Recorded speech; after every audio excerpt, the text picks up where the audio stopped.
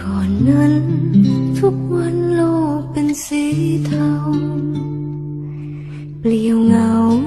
เฝ้าแต่รอคอยเสมอเธออยู่แห่งไหนเมื่อใจฉันพร่ำหาเธอใครจะเสนอมอบใจรักและต้องการก่อนนั้นฉันมีชีวิตเพื่อใครคืนคมเท่าใดจะกลายเป็นหวาน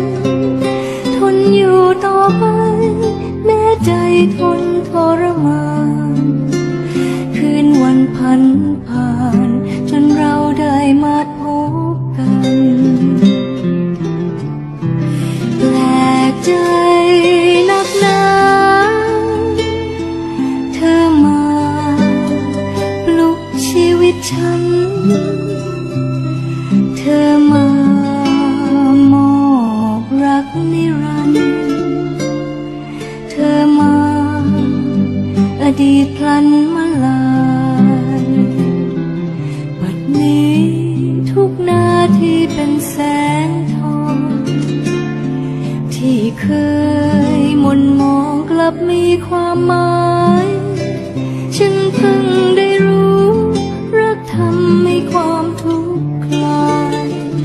ยาอื่นไม่หายไม่เลือนเหมือนเธอเป็นยาบัดนี้ฉันมีชีวิตเพื่อเธอได้เจอ